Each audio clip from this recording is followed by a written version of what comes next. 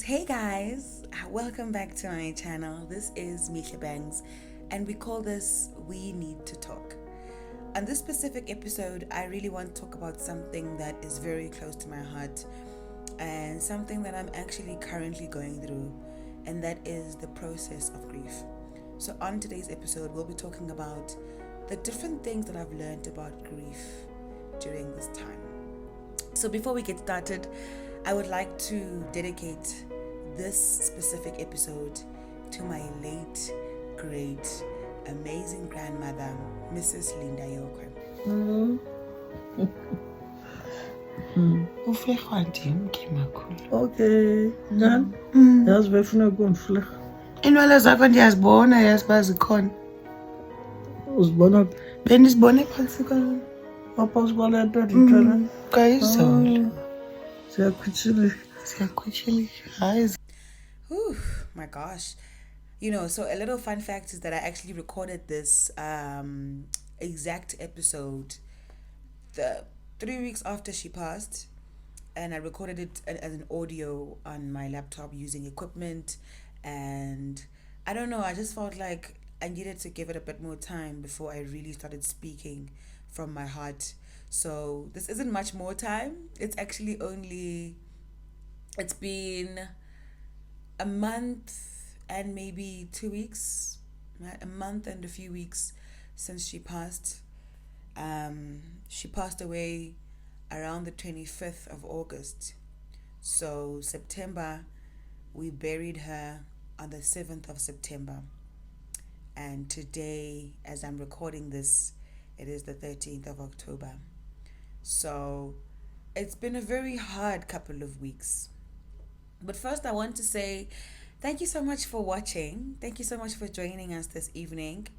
I know I've been away, but I think it's because I needed to find what I needed to say. I'm not the kind of person that wants to create content and record content because I just want to, or I need to, or I feel like it should come from a place of I need to say something, and there's something that I have of value that someone else could potentially benefit from. So thank you once again for joining us on We Need to Talk. So in today's episode, I really want to talk about the things that I've learned ever since my grandmother passed. So a little backstory is my grandmother was someone I was very close to my entire life. When my mother when my mother gave birth to my brother and I, and she went to school. So what happened is that my brother and I were then left with my grandmother, my grandfather, who's still alive, bless him, and my aunts and uncles, the younger ones that were still growing up at the time. So that was all I knew for like the first 5-6 years of my life. I would see my parents occasionally, but like for holidays, but my main family was my grandmother. It was only at around maybe 4 or 5 that we moved to East London with the mama no dada. Then I started living with my parents. I mean, I was too young to really understand it, but now that I'm older, I can see what that did. And because I'm a mother too, like I know now, okay, who was the primary caregiver for me at that time. And even though my mother was present and she was there, ebefunda, so we weren't living together as a family quite yet, not all the time rather. So that happened, and I was living with my grandmother. So a lot of the main core teachings that I have are because of my grandmother. A lot of who I was and who I am has been inspired by watching my grandmother be who she is. I spent so much time with my grandmother, and outside of even then, like we would see her all the time. My grandmother was the kind of person that was always there, always available. And December holidays, March holidays, June holidays, any holiday, my parents would just dump my brother and I. And that was just my life, I'm very close to her. She loved me so much. Like one thing I knew is that umakhulu ebendithanda and ebesithanda sonke as abantwana bakhe. So this specific loss has been really hard on so many of us, and here are just the things that I have learned about grieving and this grief process since losing my grandmother over a month ago. Lesson number 1: honor your feelings. Give yourself the time and grace to feel the emotions and know that they are an indication of the love that I shared. So, one thing about me is I like to consume a lot of content and information. I consume content because I get specific information from it. So, this can look like a variety of ways, through a book, through a podcast, through social media, through interacting with people, asking the hard questions.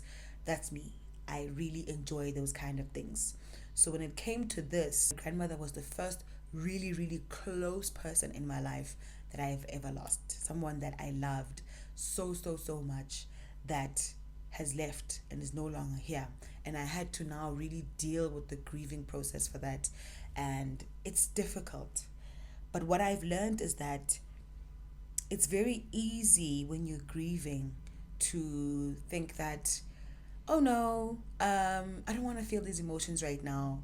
I would like to move past this emotion and, feel something else because maybe the pain is too great.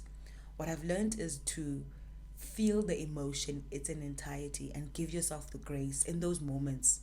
You know, give yourself the grace in those moments where you feel overwhelmed by the grief, where you feel like you can't breathe, where you feel like I can't do this anymore. How are we in this situation? Just feel it. Don't be quick to dismiss the feelings because that's where you need to be. You need to honor the feelings. And where I came and I was listening to a podcast or something, I can't remember what, but this person said that the grief that you feel is an indication that I loved. It's an indication that this person was here and they left a mark on you and they changed you. And them leaving and being in another realm will never feel normal because this person was a part of you. So honor your feelings when you're grieving. So I'm learning to honor my feelings in this process as well. Lesson number 2 is that the brain protects us from grief and emotions. This is something that I learned through a social media video that I watched where someone was talking about, when you're feeling those really intense feelings of grief, and you almost feel quite crippled by, the reality of losing someone that you love. And there are those moments, there really are those moments when you are in the pain of everything and it's really hitting you so deep.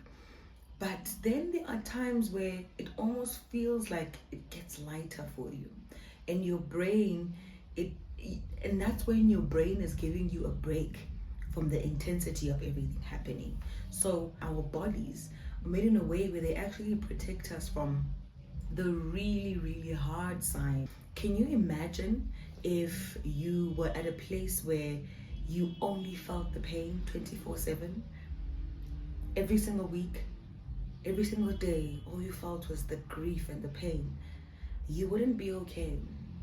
You ungahlanya or uzogoa, and psychologically you wouldn't be okay. So instead, what our body does is give us breaks. And I saw this specifically when I was home and we were preparing for the funeral, and I found so many of my family mates and relatives would be feeling it at specific moments, and then sometimes you could see that they were in a lighter place, and sometimes it was in that hard place where you see a man in Dala, and then sometimes you see that same man being able to speak about Makulu in a way where they're able to celebrate her. And that's what our brain does for us. Lesson 3 is something that I've been learning, and that is to allow things and people and moments to heal me in this process. So allowing people to heal me. I remember the week before I went to my Utsolo Eslalim for Umngcwabo kaMakhulu, and I was still here in Johannesburg. And at that time, I wasn't really processing everything well. So I got to a point where I just wanted to ignore it. I didn't want to talk about it. I wanted to continue with life. And that's why I'm so passionate about lesson 1, in that honor your feelings, because at that point, I really wasn't honoring my feelings. At that point, I was shoving everything down. Like, I was just like, I don't want to feel this. Push it away. Like when the memories would come, or someone texts me, or I had to create the funeral announcements, I was feeling it there, but I wasn't allowing myself to kind of connect with what I was feeling. So I wasn't honoring my feelings. But the minute I actually got to Kutolo and I was surrounded by the family that had lost umakhulu, I could then tell that, yeah, I needed to be around these people because they are the ones who can help in my healing. And I remember even the day before the funeral, when we all went to go and see umzimba kamakhulu, and we saw umakhulu, and it was me and a couple of my family. Hi guys, I know that I look completely different now to the last time that you saw me on the video. I just wanted to wrap up the video and say that there were a lot of things holding me, like I just kept going wrong that day when I was recording. But now that I'm editing, I just want to wrap it up in a way that will make sense for everything. Yeah, so at that point I was talking about the day when we went to see Makhulu's body and how we all held space for each other. And I think the point I was trying to get across was that sometimes in your grieving process, it's important to have people that are in the same journey with you.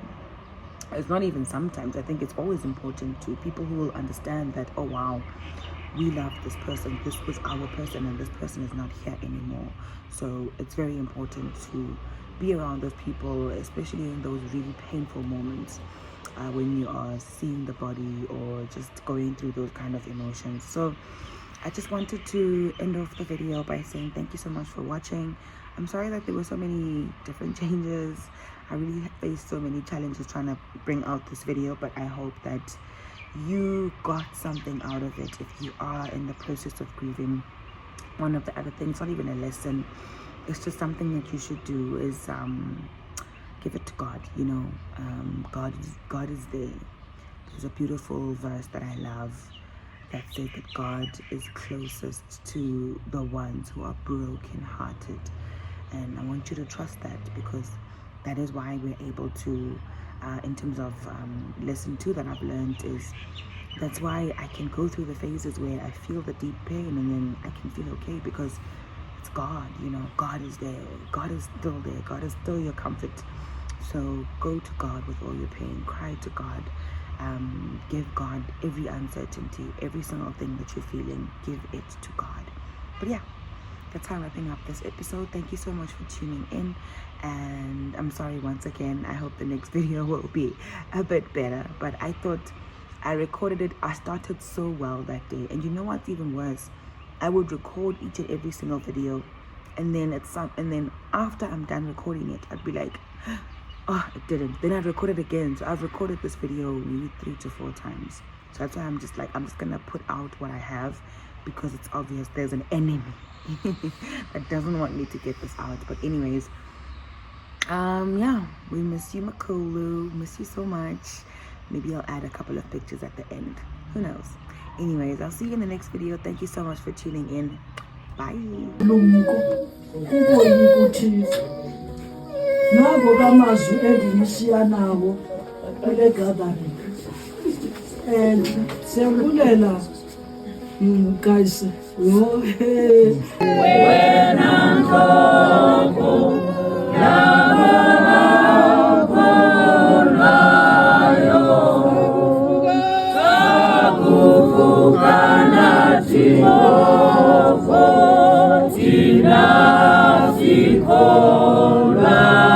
njengoba kukholekile kuThixo onamandla onke ukubiza umke apha umphefumlo walodadewethu omkileyo othandekileyo, siyawufaka umzimba wakhe emhlabeni, ungumhlaba emhlabeni.